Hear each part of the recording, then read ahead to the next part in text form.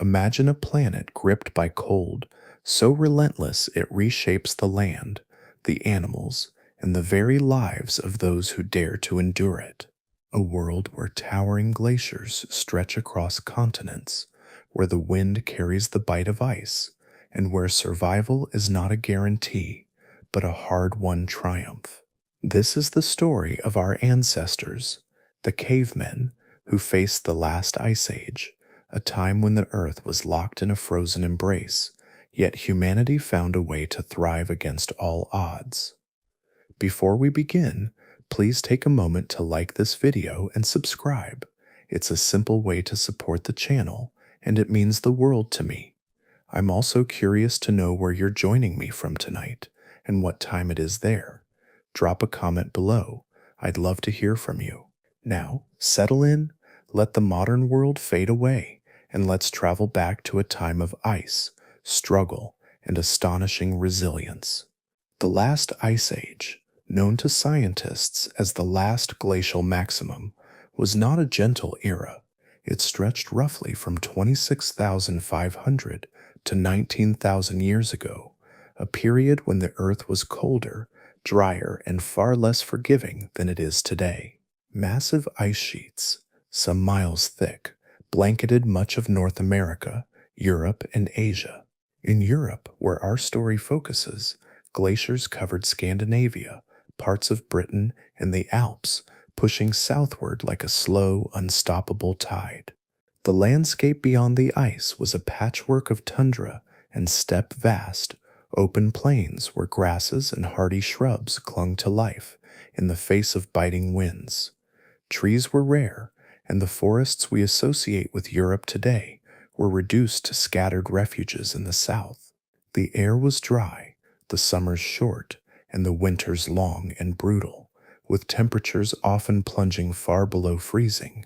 This was a world where survival demanded not just strength, but ingenuity, adaptability, and an intimate understanding of a harsh and ever-changing environment.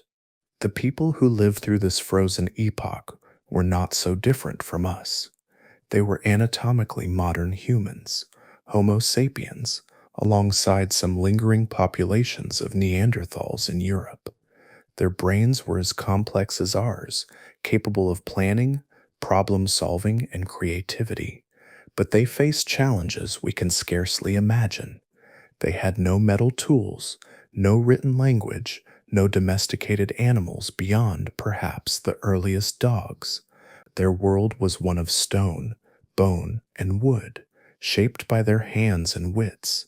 They were hunter-gatherers, living in small bands, constantly on the move to follow the herds of animals that were their lifeline. These were the cavemen, not the crude, club-wielding caricatures of popular imagination, but resourceful, resilient people who faced a world of ice with courage and cunning. To understand how they survived, we must first understand the world they inhabited. The last glacial maximum was not a static freeze, but a dynamic, shifting era. The climate fluctuated, sometimes warming slightly for a few centuries, only to plunge back into deep cold. Sea levels were as much as 400 feet lower than today, as vast amounts of water were locked in the ice sheets. This exposed land bridges, like the one connecting Britain to mainland Europe, allowing humans and animals to migrate across regions now submerged. But the lower sea levels also meant less coastal territory, concentrating populations into narrower habitable zones. The tundra steppe landscape, often called the Mammoth Steppe, was both a blessing and a curse. It supported massive herds of megafauna, woolly mammoths, woolly rhinoceroses, reindeer, bison, and horses, whose migrations provided food, hides, and bones for tools. Yet it was also a place of scarcity, where edible plants were sparse, and the cold could kill as surely as any predator. The cavemen's survival began with their ability to adapt to this unforgiving environment. They were not born with fur or claws to shield them from the cold or the saber-toothed cats that roam the plains. Instead, They relied on their ingenuity to create what nature had not given them. One of their greatest achievements was mastering the art of clothing in a world where temperatures could drop to -40 Fahrenheit. Staying warm was a matter of life and death. These early humans became expert tailors, using bone needles and sinew thread to stitch together hides from the animals they hunted. Reindeer, with their thick, insulating pelts, were a favorite material. A single reindeer hide could be turned into a parka, leggings, or boots, carefully sewn to trap heat. Archaeological finds, like those at the Sungir site in Russia, reveal intricate clothing adorned with thousands of ivory beads, suggesting not only practical craftsmanship but also a cultural pride in their work. These garments were layered, often with inner linings of softer furs and outer shells of tougher hides, providing insulation that rivaled modern winter gear. But clothing alone was not enough. The cavemen needed shelter to survive the long, dark winters. Caves were ideal when available, natural fortresses against the wind and cold. Sites like Chauvet and Lascaux in France, famous for their stunning cave art, were not just artistic galleries, but living spaces where families huddled around fires. However, caves were not always available, especially on the open steppe. Here, the cavemen built shelters from the materials at hand. In regions rich with mammoth bones, such as at Mezhrich in modern-day Ukraine, they constructed remarkable structures using the bones and tusks of these giant beasts. These bone houses were circular or oval, with frameworks of mammoth ribs and skulls, covered with hides and insulated with sod or moss. Some were as large as 20 feet across, housing entire families. Inside, hearths burned day and night, fueled by bones when wood was scarce, as bone burns slowly and releases steady heat. These shelters were testaments to the cavemen's resourcefulness, turning the remains of their prey into homes that could withstand the harshest winters. Fire was their greatest ally. It was not just a source of warmth, but a tool for cooking, hardening wooden tools, and keeping predators at bay. Controlling fire was no small feat in a world where starting one required striking flint against pyrite or laboriously rubbing sticks together. The cavemen became experts at maintaining fires, banking them with ash to keep embers alive through the night. Archaeological evidence, like the hearths at Dolní Věstonice in the Czech Republic, shows sophisticated fire management, with pits lined with stones to retain heat. Fire also transformed their diet. Cooking meat and roots made them easier to digest, unlocking more calories and nutrients, an essential advantage when food was hard to come by. The glow of the fire was a beacon of survival, a fragile but vital light in the endless cold. Food was the heartbeat of their existence, and the cavemen were master hunters. The mammoth steppe was home to herds of megafauna, but hunting these animals was no simple task. Woolly mammoths, standing up to 13 feet tall and weighing as much as 8 tons, were formidable prey. The cavemen hunted in groups, using strategies that required coordination and courage. They likely drove animals into natural traps like ravines or bogs, where they could be dispatched with spears, tipped with razor-sharp flint or bone points. Sites like La Côte de Saint-Brelade in Jersey reveal piles of mammoth and rhinoceros bones, suggesting mass hunts where entire herds were targeted. These hunts were not just about food. Every part of the animal was used. Hides became clothing and shelter coverings. Bones were crafted into tools and needles, and sinews were twisted into cordage. Even the fat was rendered for fuel or mixed with ochre to create paint for rituals and art. But hunting was only part of the story. The Ice Age environment demanded a flexible diet, and the cavemen were skilled foragers as well. In the brief summers, they gathered berries, roots, and seeds, storing what they could for the lean months. Evidence from sites like Ohalotepin, Israel, though slightly earlier, shows the use of wild grains ground into flour with stone tools. These early humans understood their environment intimately, knowing which plants could be eaten, which had medicinal properties, and which could be used for cordage or dyes.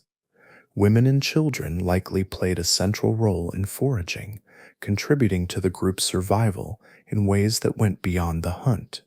This balance of hunting and gathering ensured that no single food source determined their fate, a critical adaptation in a world where scarcity was a constant threat. The cavemen's social structure was another key to their survival. They lived in small bands, typically 20 to 50 people, bound by kinship and cooperation. These groups were mobile, following the herds across the steppe or moving between seasonal camps. Trust and teamwork were essential.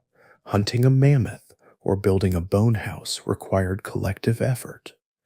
Elders likely held knowledge of the landscape, passing down stories of migration routes, water sources, and safe shelters.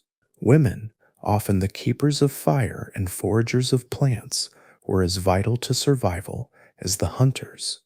Children learned by doing, apprenticing in the skills of tool making, sewing, and tracking from a young age.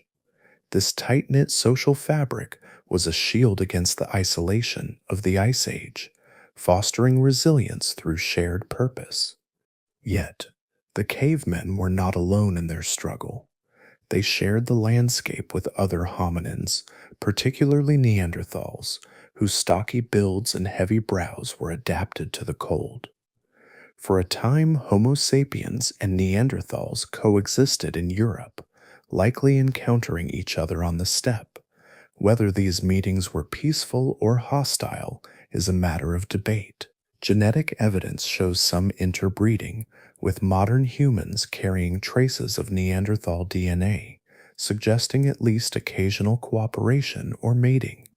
Sites like Grotte de Rennes in France show Neanderthal tools alongside those of Homo sapiens, hinting at cultural exchange. But competition for resources may have sparked conflict, and as the Ice Age wore on, Neanderthals gradually disappeared, possibly outcompeted by the adaptability of Homo sapiens. The cavemen's ability to innovate through better tools, clothing, and social organization gave them an edge in a world where every advantage mattered. Their tools were a marvel of Stone Age engineering. Flint, a hard glassy stone, was the material of choice, knapped into blades, scrapers, and spear points with astonishing precision. The process was an art form requiring years of practice to master. A skilled knapper could strike a flint core to produce a blade as sharp as a modern scalpel. These tools were versatile. A single flint blade could butcher an animal, scrape a hide, or carve wood. Bone and antler were equally important, shaped into needles, awls, and harpoons. The invention of the atlatl, a spear thrower that extended the arm's leverage, allowed hunters to launch projectiles with greater force and distance. At sites like Combe-Saunière in France, archaeologists have found intricately carved antler points, showing both functionality and a sense of aesthetics. These tools were not just utilitarian, they were expressions of a culture that valued craftsmanship. The cavemen's relationship with the animals they hunted went beyond mere sustenance. The megafauna of the Ice Age were central to their world, not just as food, but as symbols of power and survival. Mammoths, in particular, were revered. Their bones appear in ritual contexts, like the circular arrangements at Udinovo in Russia, suggesting spiritual significance. Cave art, such as the vivid paintings of Cavemen, depicts these animals with startling realism: galloping horses, charging rhinos, and watchful lions. These images were not mere decoration, but likely held ritual or storytelling purposes, perhaps invoking success in the hunt or honoring the spirits of the animals. The cavemen saw themselves as part of a larger web of life, where survival depended on respecting the forces of nature. The climate shaped their movements. As the ice sheets advanced and retreated, the cavemen adapted their migration patterns.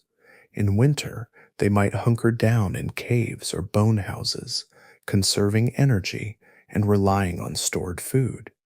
In summer, they followed the herds to higher grounds or open plains, setting up temporary camps of hide tents. Sites like Predmosty in the Czech Republic show evidence of seasonal settlements, with thousands of animal bones and tools suggesting prolonged occupation.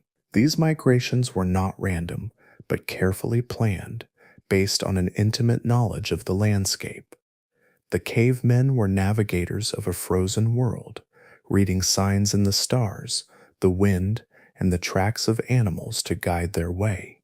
Their resilience was tested by more than just the cold. Predators like cave lions, bears, and wolves were constant threats. A single misstep during a hunt could mean death, not just from the prey, but from a lurking carnivore. Yet the cavemen learned to turn these threats into opportunities.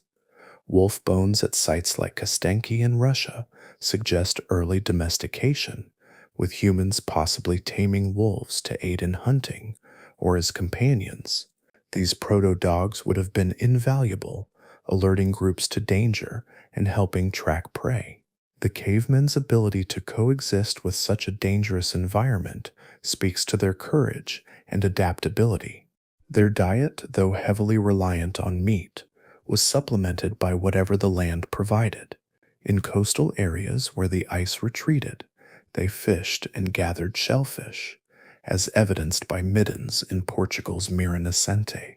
Inland, they exploited every edible resource, lichen, mushrooms, and even the inner bark of trees in desperate times.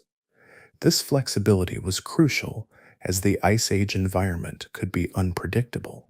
A failed hunt or a poor foraging season could spell starvation, yet the cavemen's knowledge of their surroundings allowed them to survive where others might have perished. The psychological toll of the Ice Age cannot be understated. Living in small groups, often isolated for months, required immense mental fortitude. The long winters, with their endless nights and bone-chilling cold, could crush the spirit as easily as the body. Yet the cavemen found ways to cope. Storytelling, music, and art were not luxuries but necessities, binding communities together and giving meaning to their struggles. Bone flutes, found at sites like Eisteritz in France, suggest music was part of their lives, perhaps used in rituals or to lift spirits. Cave paintings and carvings, like the lion-headed figurine from Hohenstein-Stadel, hint at a rich inner world, where imagination offered solace against the harsh reality outside. Their social bonds were reinforced through rituals and shared experiences. Burials, like those at Sungir, show care for the dead, with bodies adorned with beads and ochre, suggesting beliefs in an afterlife or spiritual continuity. These rituals were not just for mourning, but for strengthening group identity, reminding everyone that they were part of something larger than themselves. Women, often the keepers of these traditions, played a central role in maintaining cultural continuity, passing down knowledge through generations. The cavemen's ability to survive the last ice age was not just a matter of physical endurance, but of cultural and intellectual triumphs. They developed technologies, clothing, shelters, tools that allowed them to thrive in conditions that would defeat most modern humans. They built communities based on trust and cooperation, ensuring that no one faced the cold alone. They created art and rituals that gave meaning to their lives, transforming a brutal world into one of purpose and beauty. This was not a story of mere survival, but of a people who, against all odds, laid the foundations for humanity's future. As the last glacial maximum began to wane, around 19,000 years ago, the ice sheets started to retreat and the world began to warm. The mammoth steppe gave way to forests, and the megafauna that had sustained the cavemen began to dwindle. This transition posed new challenges, but the skills and ingenuity developed during the Ice Age would carry humanity forward. The cavemen of the last Ice Age were not just survivors, they were pioneers, whose resilience and creativity echo in every human achievement that followed.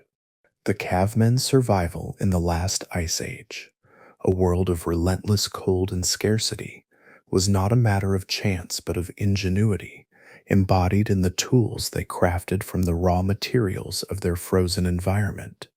In a landscape where glaciers loomed and winds cut like blades, they transformed stone, bone, fire, and fur into instruments of endurance. These were not mere objects, but extensions of their will to live, each one a solution to the challenges of a world that offered no mercy. From the flickering hearths that warmed their shelters to the meticulously sewn garments that shielded them from frost, their technologies were the foundation of their resilience. This chapter delves into the brilliance of their craftsmanship, exploring how they mastered fire, fashioned clothing, shaped tools, and built shelters to defy the Ice Age's unforgiving grip. Fire was the cornerstone of their existence, a force that turned the tundra's hostility into a manageable challenge. In a climate where temperatures could plummet to -40°F, fire was warmth, light, and protection against predators. Creating it was a skill honed through necessity and practice. Without modern aids, the cavemen relied on friction or percussion methods. One technique involved the hand drill, where a wooden stick was rotated rapidly against a hearthboard until friction produced an ember. Another method used flint struck against pyrite, generating sparks to ignite dry tinder. Archaeological finds at Vogelherd in Germany reveal fire-starting kits with flint strikers and pyrite nodules, evidence of their expertise. Maintaining a fire was equally critical, especially on the open steppe where wood was scarce. They turned to bone as fuel, particularly mammoth bones, which burned slowly due to their porous structure. Sites like Mezin in Ukraine show hearths packed with such bones, their steady heat sustaining families through long winters. The fire was tended with care, banked with ash to preserve embers, ensuring it never went out, a task often assigned to women or children whose vigilance was as vital as any hunter's spear.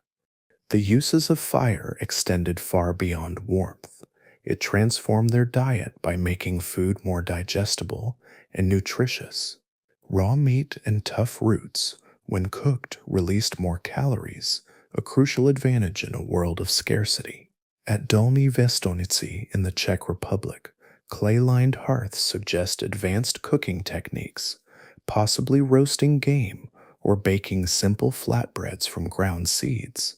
Fire also hardened wooden tools, charring spear tips to increase durability for piercing hides or digging frozen ground.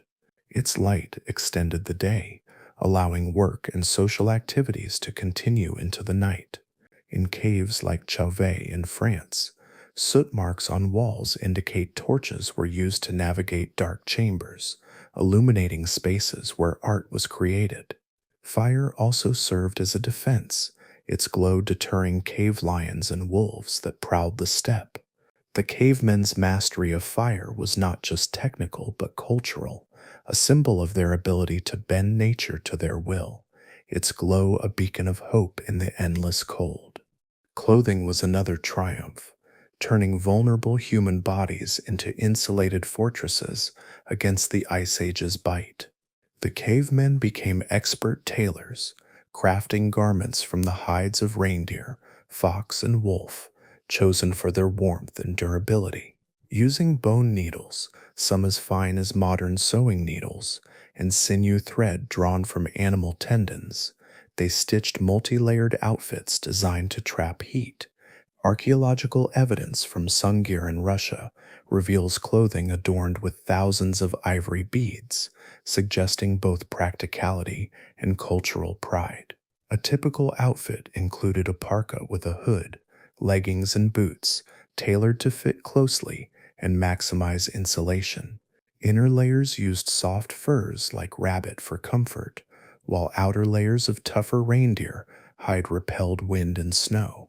Waterproofing was achieved by rubbing fat or ochre into the leather, creating a barrier against moisture. These garments were not mass produced but custom made, with evidence of children's clothing at Kostenki showing care for all members of the band. The craftsmanship was meticulous, with seams reinforced to withstand years of wear in harsh conditions.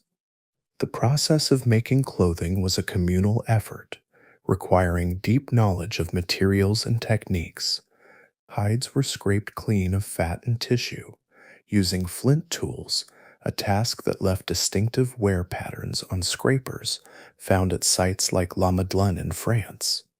Softening the hides involved stretching or chewing, often done by women and children, transforming stiff leather into pliable material. Sinew was soaked and twisted into strong, flexible thread, capable of holding seams through repeated use. The cavemen understood the properties of each animal's hide: reindeer for warmth, wolf for durability, hare for softness, and selected accordingly. They also developed methods to preserve hides, such as tanning with plant extracts or smoke, preventing rot in damp conditions. This expertise was passed down through generations, with each band refining techniques to suit their environment. The clothing was not just functional, but a canvas for expression, with dyed patterns and beads adding individuality, as seen in the decorative stitching at Pavlov in the Czech Republic. Tools were the cavemen's bridge to their environment, enabling them to hunt, build, and create. Flint was the material of choice, its glassy structure allowing it to be knapped into blades sharper than modern scalpels. Knapping was an art form, requiring years to master. A skilled knapper could strike a flint core with a hammerstone or antler baton, producing flakes that were shaped into spear points, knives, or scrapers. Sites like Solutré in France yield thousands of such tools, their edges still sharp after millennia. The Levallois technique, evidenced at Le Moustier, allowed knappers to pre-shape cores for predictable flake removal, maximizing efficiency. These tools were versatile. A single flint blade could butcher an animal, carve wood, or cut plant fibers. Bone and antler were equally vital, shaped into needles, awls, and harpoons. At Comsonnière, intricately carved antler points show both utility and artistry, with designs suggesting cultural significance. The Cavemen's toolkit was a dynamic system, constantly adapted to the challenges of their world. The invention of the atlatl marked a significant advance in hunting technology. This spear thrower, a stick with a notched end, extended the arm's leverage, allowing hunters to launch spears with greater force and distance. Finds at Monastruc in France include antler atlatls engraved with animal motifs, indicating their value as both tools and status symbols. Later in the Ice Age, the bow and arrow emerged, as seen in microlith arrowheads at Stellmore in Germany, offering safer long-range attacks. Composite tools, combining flint points, wooden shafts, and sinew bindings, were durable and repairable, essential for nomadic hunters. Spear points were hafted with resin and cordage, allowing quick fixes in the field. These innovations were not isolated, but shared across bands, as evidenced by similar tool styles across Europe, suggesting trade or cultural exchange. The cavemen's weapons were a testament to their ingenuity, turning raw materials into instruments of survival. Shelter was a critical defense against the Ice Age's cold, and the cavemen's construction methods were as ingenious as their tools. Caves were ideal when available, offering natural protection from wind and predators. Grotte de Rennes in France shows signs of long-term occupation, with hearths, tools, and art indicating a lived-in space. On the open steppe, where caves were scarce, they built shelters from mammoth bones and tusks, as seen at Mezherich in Ukraine. These bone houses were circular, with frameworks of ribs and skulls covered with hides and insulated with sod or moss. Some were 20 feet across, housing entire families, with central hearths providing warmth. Building them required collective effort, dragging heavy bones, sewing hides, and packing insulation. In areas lacking bones, lighter shelters of wooden poles and hides were used.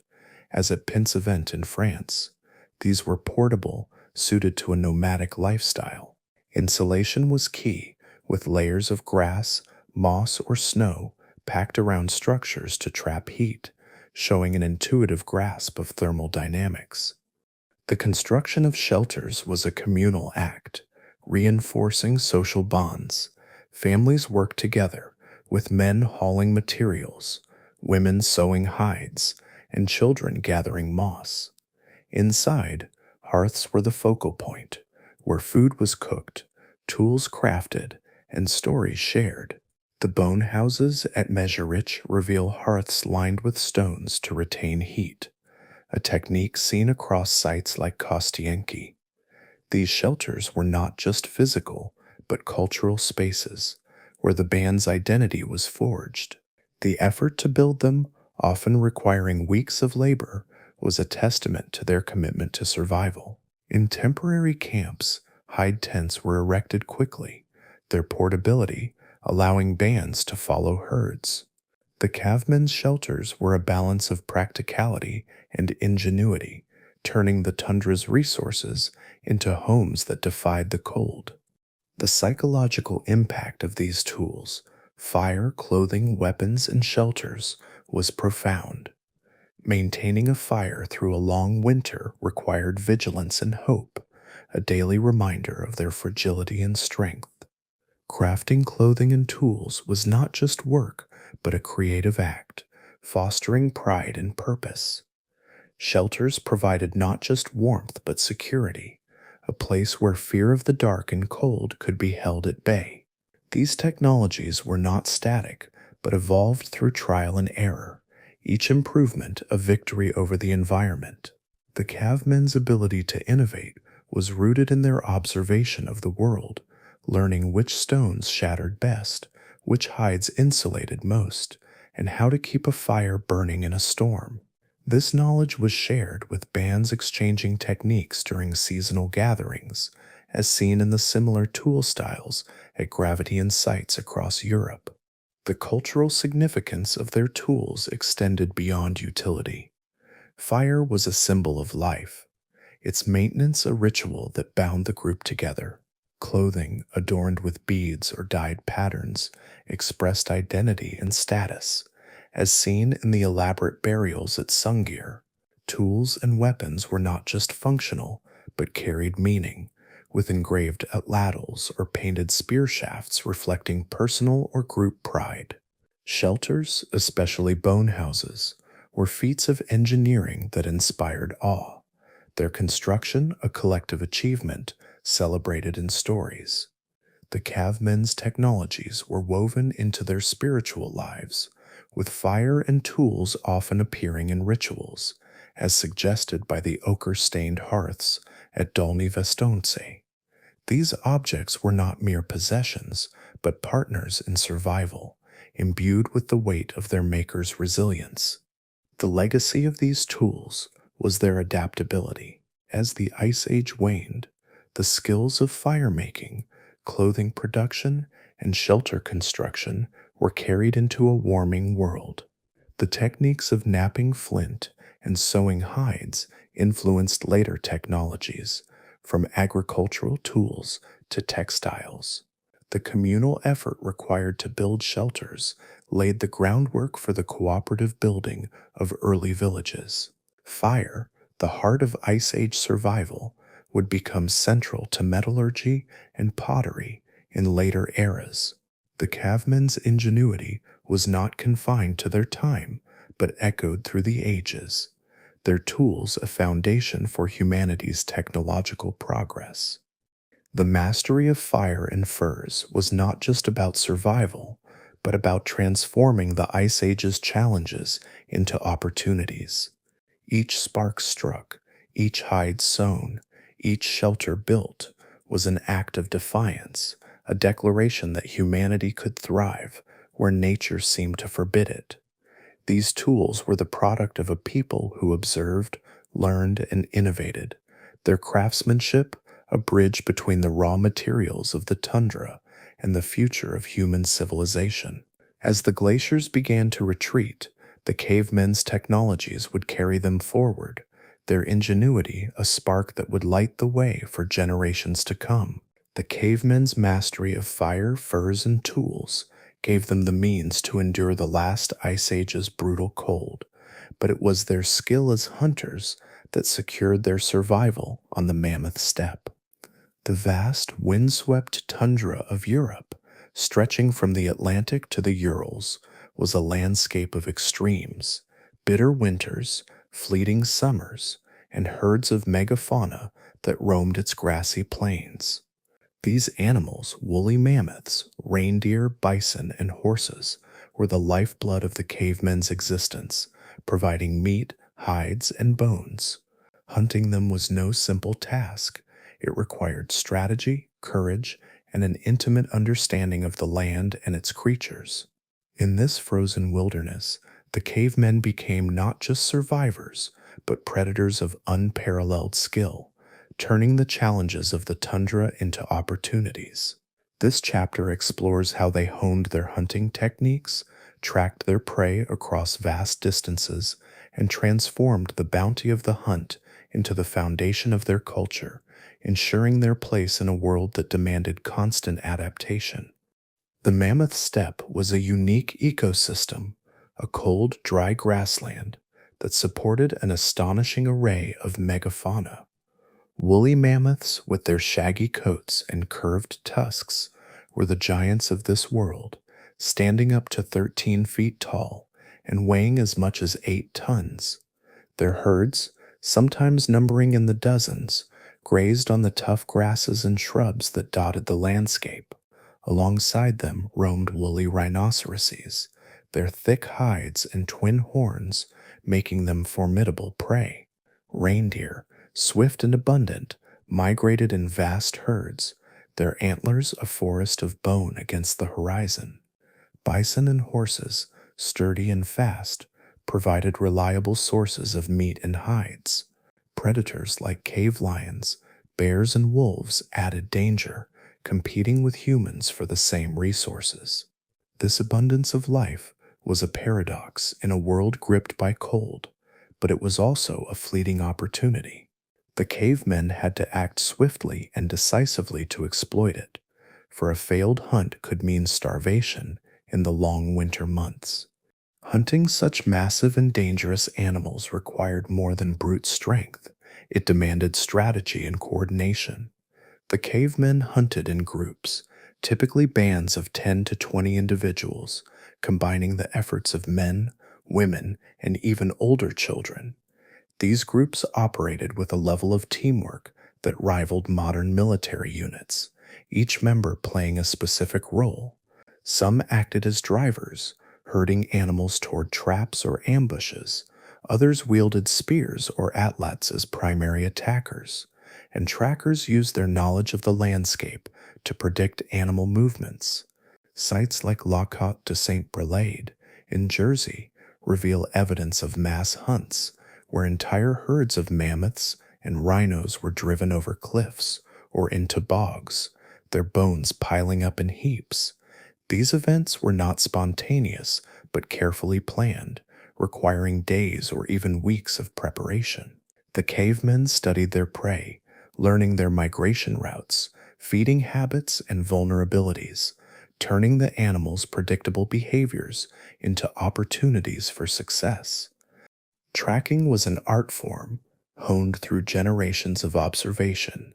The cavemen read the tundra like a book, interpreting signs invisible to the untrained eye. Hoofprints in the frost, bent grasses, or scat revealed the presence and direction of herds. At sites like Kostenki in Russia, archaeologists have found evidence of scouting camps, small outposts where hunters observed herds from a distance, planning their approach. The cavemen understood seasonal patterns. Reindeer migrated north in summer, mammoths gathered near water sources in spring, and used this knowledge to position themselves strategically. They exploited the landscape's natural features, such as river valleys or narrow passes, to funnel animals into kill zones. Snow and ice, far from being obstacles, were allies. Tracks were clearer in snow, and frozen rivers provided paths to pursue prey. This deep environmental knowledge was passed down orally through stories and practical training, ensuring that each generation inherited the wisdom needed to survive.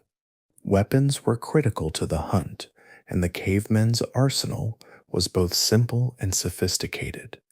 Flint-tipped spears were the backbone of their weaponry, their points napped to a razor's edge. These were thrust or thrown, often with the aid of an atlatl, which increased range and force. Atlatls, found at sites like Montestruc in France, were carved from antler or wood, their notched ends designed to cradle a spear's base. A skilled hunter could hurl a spear over 100 meters with enough power to penetrate a mammoth's thick hide. Later in the Ice Age, the bow and arrow emerged, as seen in the microlith arrowheads at Stellmore in Germany. These allowed for safer, long-range attacks, reducing the risk of close encounters with dangerous prey. Composite weapons combining flint points, wooden shafts, and sinew bindings were durable and repairable, essential for nomadic hunters far from resource-rich camps. The cavemen also used traps, such as pits lined with sharpened stakes, to immobilize large animals, as suggested by bone accumulations at sites like Solutré. The hunt itself was a high-stakes endeavor, blending physical skill with psychological resilience. Imagine a band of hunters, faces blackened with ochre to blend into the dusk, moving silently across the tundra. They might spend days stalking a mammoth herd, waiting for the perfect moment, an injured animal straggling behind, or a narrow ravine where the herd could be ambushed. The moment of attack was chaos, shouts to startle the animals, spears flying through the air, and the thunder of hooves as the herd stampeded. The cavemen had to balance courage with caution. A wounded mammoth or rhino could turn and charge, crushing a hunter underfoot. Women and children often participated, driving animals with noise or fire, or finishing off wounded prey with smaller blades. Success required trust in one another, as a single misstep could doom the entire group. The adrenaline of the hunt was tempered by the knowledge that failure meant hunger, while success meant survival for weeks or months. The bounty of the hunt was far more than meat. Every part of the animal was utilized, reflecting the cavemen's resourcefulness. Meat was the primary prize, providing protein and fat critical for enduring the cold. A single mammoth could yield thousands of pounds of meat, enough to feed a band for months if preserved. Drying, smoking, or freezing meat in the cold allowed storage for lean times, as seen in the permafrost-preserved remains at Borelek in Siberia. Hides were transformed into clothing, blankets, and shelter coverings, their preparation a communal effort involving scraping, tanning, and sewing. Bones became tools, ribs shaped into sled runners, femurs carved into awls, and skulls used as structural supports and shelters. Tusks were prized for their versatility, carved into needles, ornaments, or even ceremonial objects. Sinew provided thread and cordage, while fat was rendered for fuel, lighting, or mixed with ochre for paint. Nothing was wasted. The hunt was a cycle of renewal, turning the death of an animal into the continuation of human life. The cavemen's relationship with their prey was complex, blending pragmatism with reverence. Animals were not just resources, but beings with power and spirit. Cave art, such as the vivid paintings at Lascaux in France, depicts mammoths, horses, and bison with striking detail, suggesting a deep connection. These images, often found in hard to reach cave chambers, were likely part of rituals to ensure hunting success or honor the animal's spirits. At Udinovo in Russia, mammoth bones arranged in circular patterns hint at ceremonial use, perhaps as offerings or markers of significant kills. The cavemen understood their dependence on these creatures, and their art and rituals reflect a worldview where humans were part of a larger ecological and spiritual web. This reverence did not soften the hunt's brutality, but gave it meaning, framing survival as a sacred act. Hunting strategies varied by region and prey. Reindeer, fast and numerous, required different tactics than solitary rhinos or herd-bound mammoths. In the open steppe, hunters used endurance tactics, chasing animals until they tired, as evidenced by wear patterns on human bones suggesting long-distance running. In forested areas, like the refugia of southern Europe, ambushes were more common, with hunters hiding in dense brush to strike with bows or spears. Coastal groups, as at Muja in Portugal, supplemented hunting with fishing, using harpoons to catch salmon or seals. These regional adaptations show the cavemen's flexibility, tailoring their methods to the terrain and available resources. Women likely played a significant role, not only in driving game, but in processing kills, their knowledge of anatomy ensuring maximum yield from each carcass. The hunt was not without risk. Predators competed for the same prey, and a successful kill could attract unwanted attention. Cave lions, with their massive jaws, or packs of wolves, could challenge hunters for a fresh carcass. Sites like Grotte de Cussac show human bones alongside predator marks, suggesting occasional deadly encounters. The cavemen countered this with fire and vigilance, posting sentries or using torches to deter scavengers. Early domestication of wolves, as seen in canid bones at Predmosti, may have provided an edge, with proto-dogs alerting hunters to danger or aiding in tracking. These relationships were embryonic, but hinted at the future bond between humans and dogs, a partnership that would reshape both species. The social dynamics of the hunt were as critical as the physical act. Hunting required trust and communication, with groups coordinating through gestures, calls, or simple vocal signals. Elders, with their knowledge of animal behavior, likely directed strategies, while younger members executed the riskier tasks. The hunt was a proving ground where individuals earned respect through skill and bravery. Successful hunters gained status, as seen in burials like those at Brno in the Czech Republic, where individuals were interred with weapons and ornaments, suggesting high regard. Women's contributions, though less visible in the archaeological record, were vital. Their processing of hides and meat freed hunters to focus on the next kill. This division of labor was not rigid, but fluid, with all members contributing to the group's survival. The hunt also shaped the cavemen's mobility. The mammoth steppe was vast, and herds moved seasonally, forcing bands to follow. Migration routes were not random, but followed water sources and grazing lands, as seen in the dense bone accumulations along rivers, at sites like Ambrosievka in Ukraine. Camps were established near strategic points, river crossings, cliffs, or watering holes where hunts could be staged. These camps, like those at Gunnersdorf in Germany, show evidence of repeated occupation, with layers of tools and bones indicating long term use. Mobility required lightweight, portable tools, such as the microliths found in Gravidian sites, which could be carried easily and hafted as needed. The cavemen's nomadic lifestyle was not aimless wandering, but a deliberate strategy, balancing the need for food with the demands of the environment. The hunt influenced their technology, pushing innovation to new heights.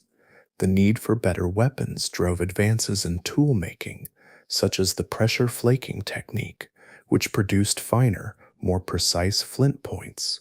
Atlatls evolved to include weights for balance, increasing accuracy.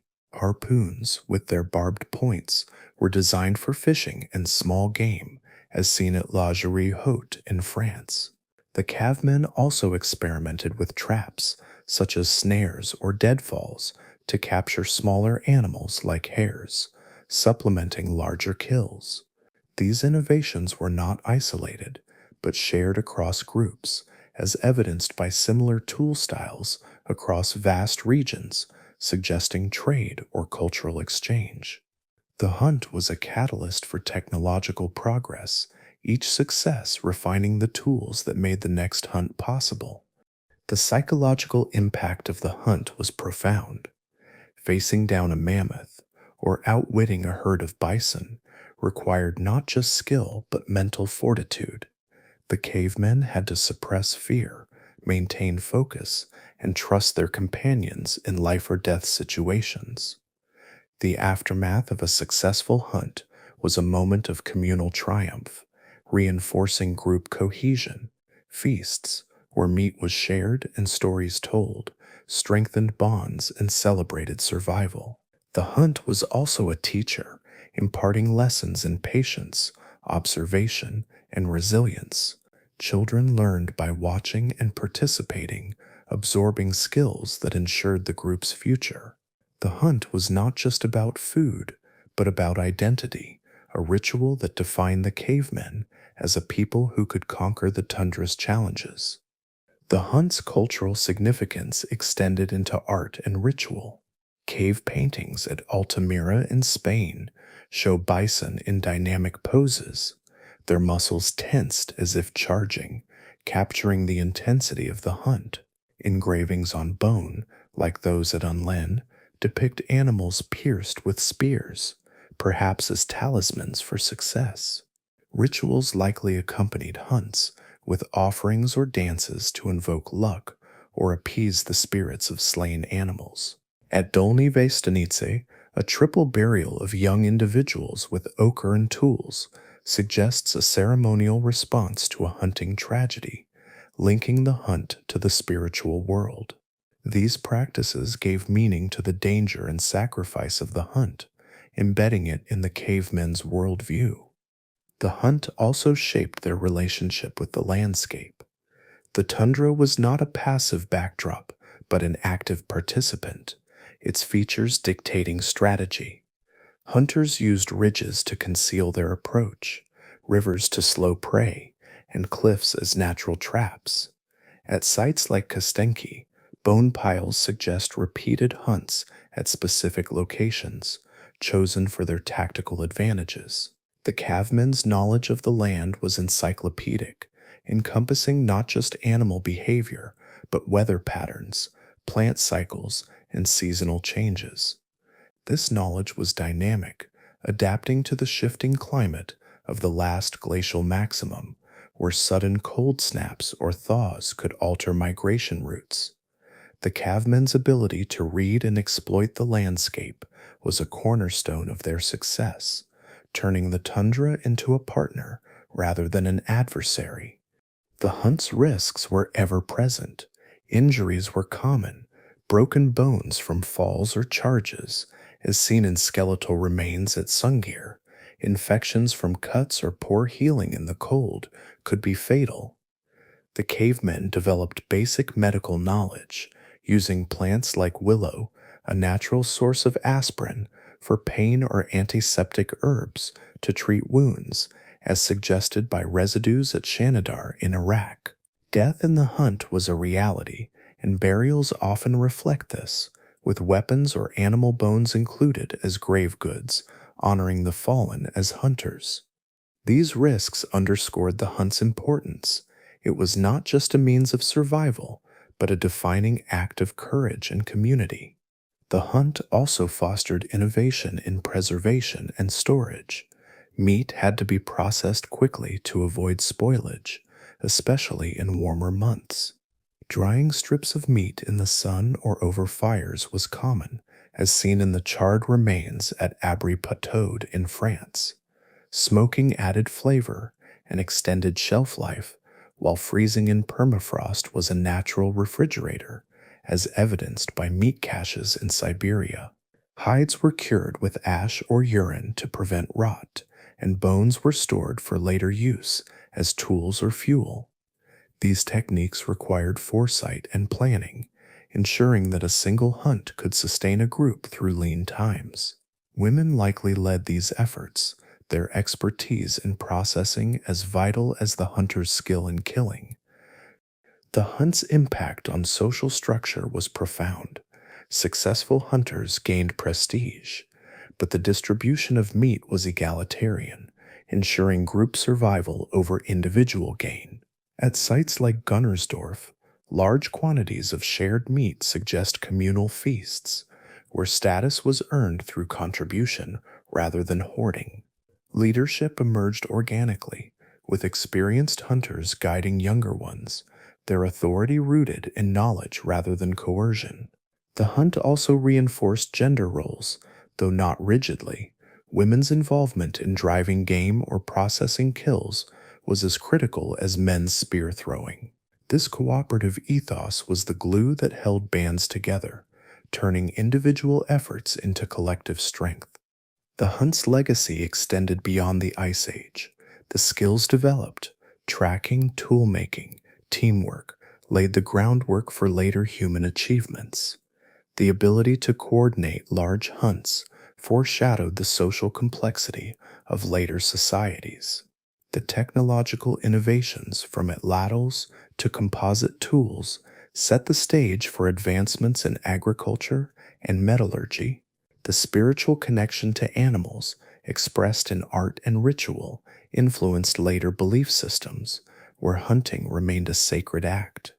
The cavemen's mastery of the hunt was not just a means of survival, but a foundation for human culture, proving that even in the harshest wilderness, humanity could thrive through ingenuity and unity.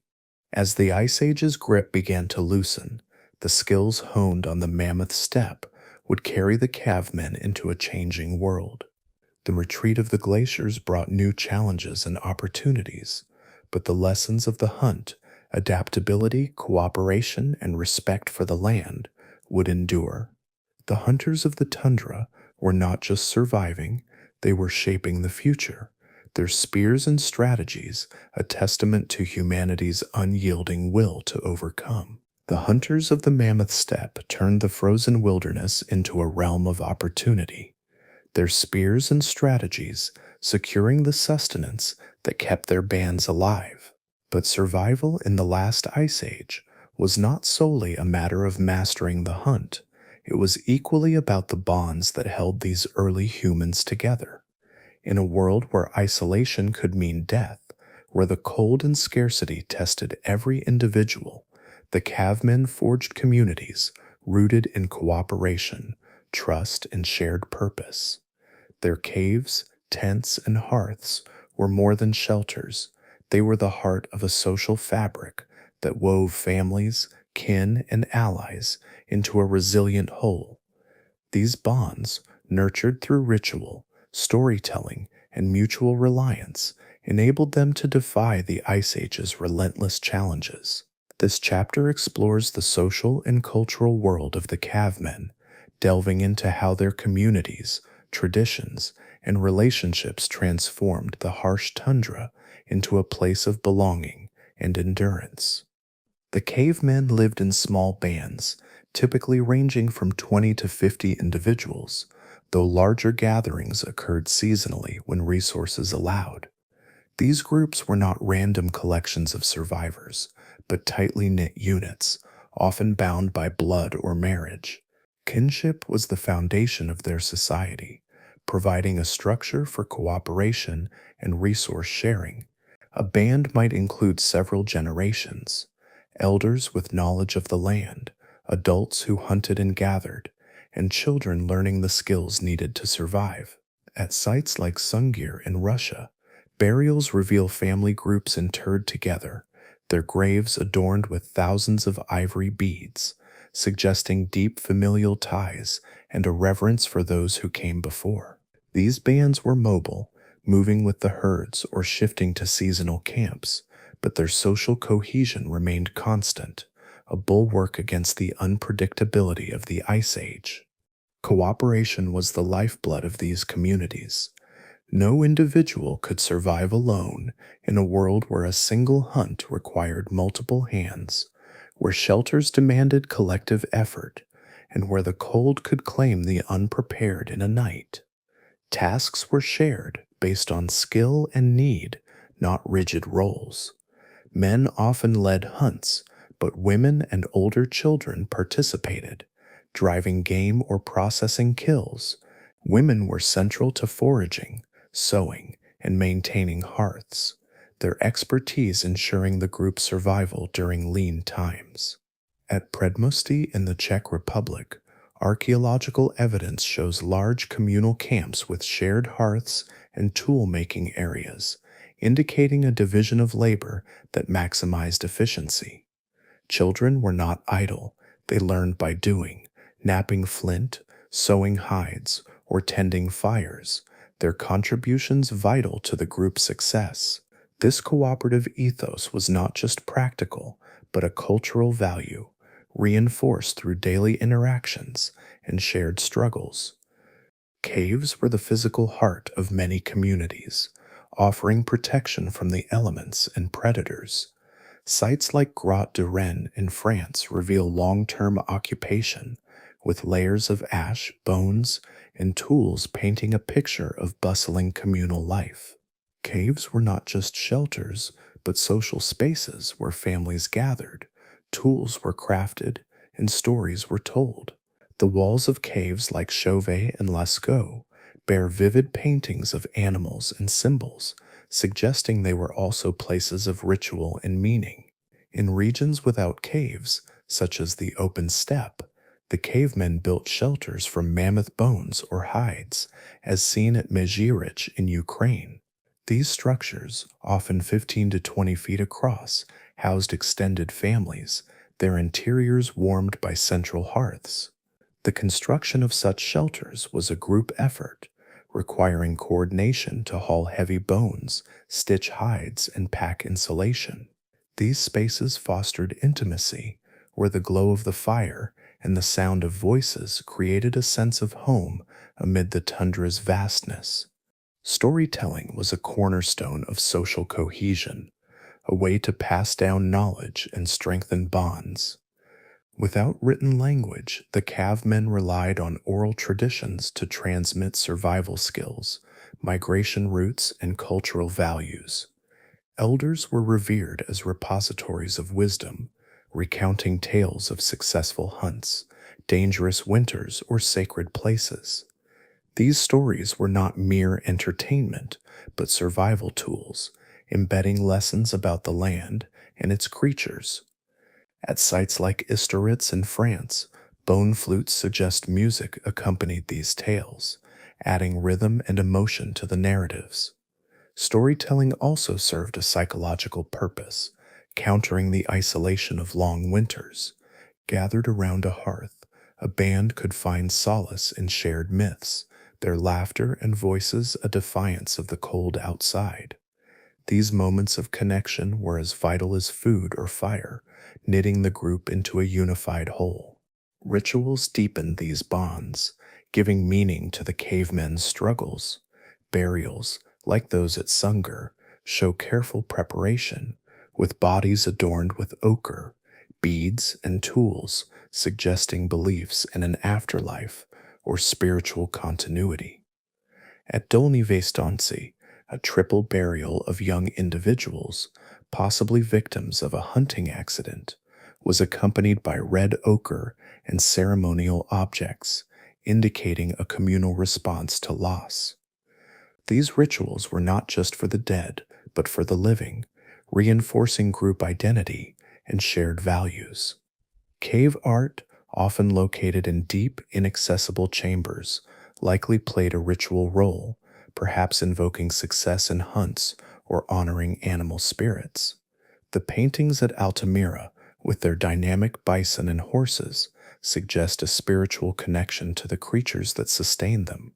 These acts of creation and remembrance were a way to assert humanity's place in a harsh world, transforming survival into a sacred endeavor. The cavemen's social structure was flexible, adapting to the demands of the environment. Bands were not isolated but part of larger networks, connected through trade, marriage, and seasonal gatherings. At sites like Kostenki, exotic materials like seashells from distant coasts indicate long distance trade, likely facilitated by meetings at resource rich locations. Marriage between bands strengthened alliances, ensuring access to resources and knowledge. Seasonal gatherings, as seen in the dense bone accumulations at Amvrosiivka, brought multiple bands together for hunts, feasts, or ceremonies. These events were opportunities to exchange tools, share stories, and reinforce cultural ties. The cavemen's ability to maintain these networks across vast distances was a testament to their social sophistication, creating a web of interdependence that bolstered survival. Women played a pivotal role in these communities, their contributions extending far beyond domestic tasks. While men often led hunts, women were skilled foragers, gathering plants, seeds, and berries that supplemented the diet. At Ohalo II, evidence of ground wild grains suggests women processed food, creating early forms of flour or bread. Their knowledge of edible and medicinal plants, as seen in residues at Shanidar, was critical during times of scarcity. Women also crafted clothing, their bone needles and sinew thread turning raw hides into life-saving garments. At La Madeleine, intricately sewn hides with decorative patterns show their artistry, blending utility with cultural expression. Their role as keepers of the hearth ensured fires burned through the night, a task requiring skill and vigilance. Women were not passive but active architects of survival, their work as essential as any hunter's spear. Children were integral to the band's future, learning the skills of survival from an early age. By observing and participating, they mastered tool making, hunting, and foraging. At sites like Gornersdorf, small flint tools suggest children practiced knapping, their efforts contributing to the group's resources. Their presence in burials, adorned with ornaments, indicates they were valued members, not mere dependents.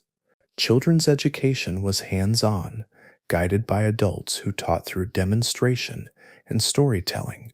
This apprenticeship ensured the continuity of knowledge, from the best flint sources to the signs of an approaching storm. The investment in children's skills was a bet on the future, a recognition that the band's survival depended on the next generation's readiness. The cavemen's communities were not without conflict. Competition for resources, especially during harsh winters, could strain relations between bands. Skeletal remains at sites like Grimaldi in Italy show evidence of violence, with arrow wounds or fractured skulls suggesting occasional clashes. However, cooperation generally outweighed conflict, as survival demanded mutual reliance. Bands shared resources during times of plenty, as seen in the communal feasts at Predmusti, where large quantities of meat were consumed. These acts of sharing were not altruistic, but strategic, ensuring reciprocal support in times of need. The cavemen understood that their strength lay in unity, a lesson learned through the harsh realities of the Ice Age. Trade was a vital link between communities, fostering economic and cultural exchange. Flint, obsidian, and shells traveled hundreds of miles, as seen in the Baltic amber at Willendorf in Austria. These exchanges were not just economic, but social, strengthening ties through gift giving and barter. Tools found at Kostianki, with flint from distant quarries, suggest regular contact between groups. Trade routes followed rivers and coastlines, with bands meeting at strategic points like river fords or coastal bays. These interactions spread innovations, such as new tool-making techniques or clothing designs, across vast regions. The cavemen's ability to maintain these networks, despite the challenges of distance and climate, was a hallmark of their social ingenuity. The spiritual life of the cavemen was deeply intertwined with their social bonds. Rituals and art were communal acts, bringing the group together in shared purpose. The creation of cave paintings, like those at Lascaux, required collective effort, gathering pigments, crafting brushes, and lighting torches. These acts were likely accompanied by chants or dances, as suggested by footprints in the clay floors of caves like Tuc de Duber. Portable art, such as the Venus figurines of Willendorf and Dolny Vestance, suggests personal or communal devotion, perhaps linked to fertility or survival. These objects, often small enough to carry, were talismans that connected individuals to the group's beliefs, even when apart. The spiritual world was not separate from daily life, but woven into it, providing meaning and resilience in the face of hardship. The cavemen's social structure was tested by the Ice Age's unpredictability. Sudden climate shifts, such as the cold snaps of the Younger Dryas, could disrupt migration routes or deplete food sources.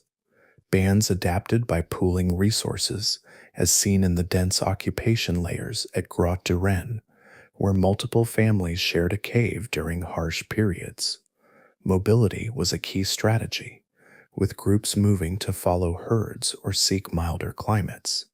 The ability to relocate without losing cohesion was a testament to their social strength, as families maintained trust and communication across vast distances. This flexibility allowed them to weather environmental challenges that might have broken less resilient communities. The role of leadership was subtle but significant. Unlike later societies with formal hierarchies, the cavemen's leaders emerged through merit. Hunters with proven skill, elders with deep knowledge, or women with expertise in foraging or healing. At Sungir, the burial of a man with elaborate ornaments and weapons suggests he was a respected figure, perhaps a hunter or shaman. Leadership was not about domination, but guidance, with decisions made through consensus. The council-like discussions inferred from communal hearths at Predmosti suggest groups debated strategies, from hunt plans to migration routes. This egalitarian approach ensured that no single individual could jeopardize the group's survival, a pragmatic response to the Ice Age's dangers. The cavemen's relationships with other hominins, particularly Neanderthals, added complexity to their social world. In regions like the Dordogne in France, Homo sapiens and Neanderthals coexisted for millennia, sharing similar landscapes. Archaeological evidence, such as the mixed tool assemblages at Châtelperron, suggests cultural exchange, with Neanderthals adopting some Homo sapiens techniques. Genetic studies confirm interbreeding, with modern humans carrying 1 to 2% Neanderthal DNA, indicating intimate encounters. These interactions were likely varied, trade or marriage in some cases, competition or conflict in others. The cavemen's ability to navigate these relationships, absorbing useful innovations while outcompeting rivals, was a key factor in their dominance of the Ice Age landscape. The psychological resilience of these communities was as crucial as their physical tools. The long, dark winters, with their endless nights and biting cold, could erode morale. The Cavemen countered this through communal activities, storytelling, music, and ritual that fostered hope and unity. Bone flutes at Hopel Fells in Germany suggest music was a universal language, lifting spirits and marking ceremonies. Laughter, shared meals, and the warmth of the hearth created moments of joy, countering the tundra's bleakness. These social bonds were a shield against despair, ensuring that even in the darkest months, the group remained strong. The cavemen's communities were not static, but evolved with the changing climate. As the last glacial maximum waned, around 19,000 years ago, the retreat of glaciers opened new territories, prompting shifts in social organization.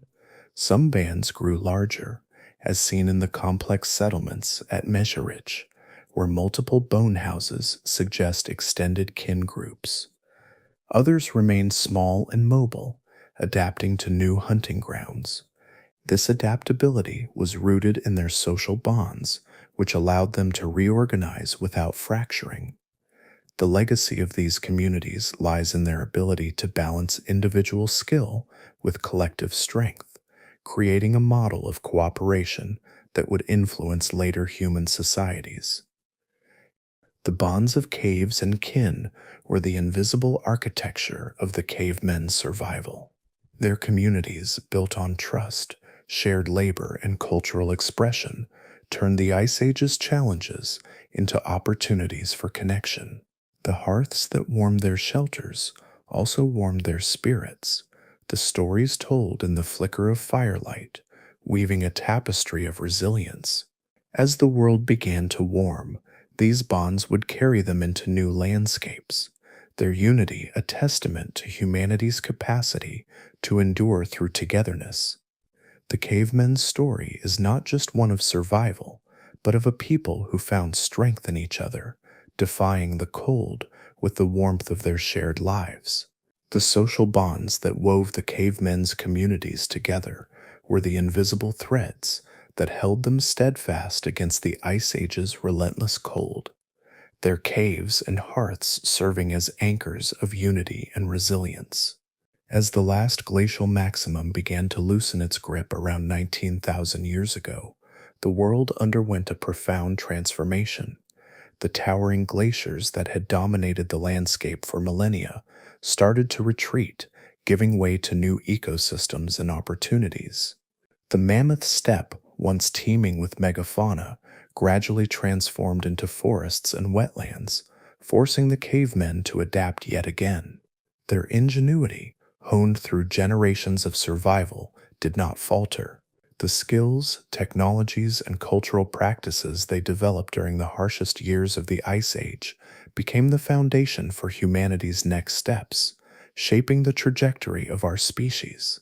This final chapter explores the legacy of these Ice Age survivors, tracing how their tools, social structures, and creative spirit endured the thaw of time, leaving an indelible mark on the world we inhabit today. The retreat of the glaciers was not a sudden event, but a slow, uneven process, punctuated by periods of intense cold, such as the Younger Dryas, around 12,900 to 11,700 years ago. As the ice melted, sea levels rose, submerging land bridges like the one connecting Britain to mainland Europe.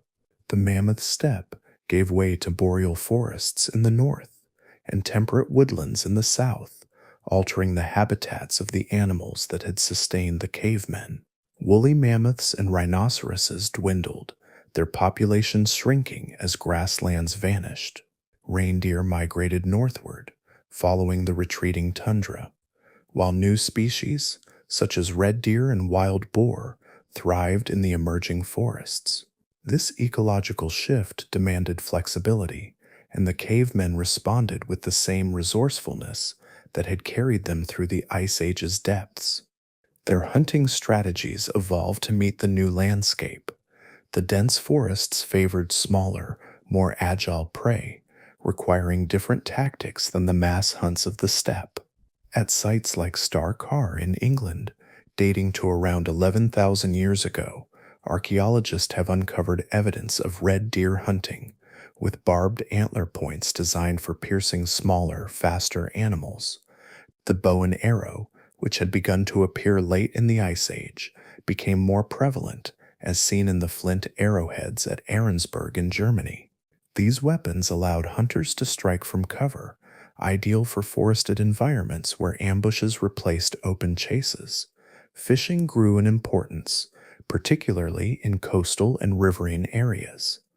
At Lepenski Vir in Serbia, fish hooks and nets made from plant fibers indicate a shift toward aquatic resources, supplementing terrestrial game. The cavemen's ability to adapt their hunting methods ensured they could exploit the changing environment, maintaining their food supply as the world warmed. Foraging took on greater significance as plant life flourished. The forests and wetlands offered berries, nuts, roots, and wild grains, which became staples of the diet. At Franchli Cave in Greece, remains of lentils, oats, and pistachios show a diverse plant-based diet, processed with grinding stones to produce flour. Women, already skilled foragers, likely led this shift, their knowledge of edible plants expanding to include new species. This dietary flexibility was crucial, as the loss of megafauna reduced reliance on large game preservation techniques, such as drying fruits or smoking fish, were refined, as evidenced by storage pits at Abu Huraira in Syria. These methods allowed communities to stockpile food for winter, a practice rooted in the Ice Age, but adapted to new resources. The cavemen's foraging skills, once a supplement to hunting, became a cornerstone of survival in the post-glacial world. Shelter construction reflected the changing landscape. Caves remained in use, but the spread of forests provided abundant wood, leading to new types of dwellings. At Pinsevent in France, circular tent structures made from wooden poles and hides show a shift toward lighter, more portable shelters, suited to the mobility of forest-based groups. In wetland areas like Carve, platforms of wood and reeds were built to elevate settlements above marshy ground, demonstrating an understanding of environmental challenges. These structures were less permanent than the bone houses of the steppe, but equally ingenious, using local materials to create stable homes. Insulation remained critical, with moss and bark replacing sod as ceiling materials. The construction of these shelters continued to be a communal effort, reinforcing social bonds as families worked together to build and maintain their homes. Tool technology advanced to meet the demands of the new environment. Flint remained essential, but the tools became smaller and more specialized, reflecting the needs of forest hunting and plant processing. Microliths, tiny, razor-sharp flint blades, were hafted into wooden or bone handles to create composite tools, such as sickles for harvesting plants or arrows for small game. At Natufian sites in the Levant, sickle blades with glossy edges indicate cereal harvesting, a precursor to agriculture. Bone and antler tools like the harpoons at Lagerie-Basse in France were refined for fishing and trapping. Woodworking grew in importance, with axes and adzes used to fell trees and shape timber, as seen in the wooden artifacts at Clacton in England. These innovations built on Ice Age techniques, adapting them to a world where versatility was key. The cavemen's toolkits were not static but dynamic, evolving with the landscape and their needs. Social structures grew more complex as the environment stabilized. The warming climate allowed for larger, more sedentary communities, particularly in resource-rich areas like river valleys. At Göbekli Tepe in Turkey, dating to around 11,500 years ago. Massive stone pillars arranged in circles suggest communal gatherings, possibly for rituals or feasts. These sites indicate that bands were forming larger networks with seasonal aggregations for trade, marriage, or ceremonies. Kinship remained central, but alliances between groups strengthened, as seen in the exchange of obsidian and shells across hundreds of miles. At Çatalhöyük, one of the earliest known settlements, houses were clustered tightly, suggesting a shift toward permanent communities.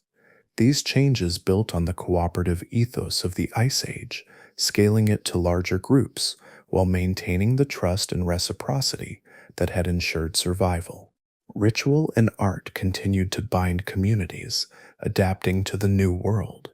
The monumental structures at Göbekli Tepe, carved with animals and human figures, suggest a shift toward more elaborate spiritual practices, possibly tied to emerging concepts of territory and identity. Portable art, such as the engraved pebbles at a zillion sites in France, replaced some of the grand cave paintings, reflecting the mobility of forest-based groups.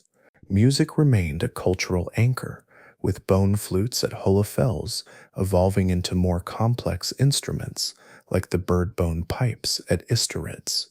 Burials became more elaborate, as seen at Skateholm in Sweden, where graves included tools, ornaments, and even dogs, hinting at early domestication and complex beliefs about death. These rituals were not mere traditions, but active expressions of community, reinforcing shared values in a changing world. The legacy of the cavemen's social bonds was their ability to adapt without losing cohesion.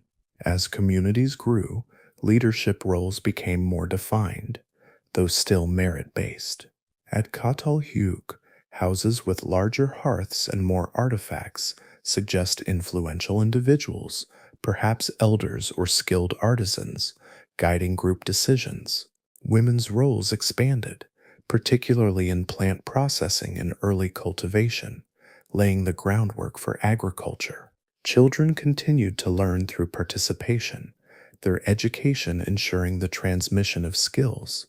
The cavemen's egalitarian ethos persisted, with resources shared to maintain group stability, as seen in the communal storage pits at Natufian sites.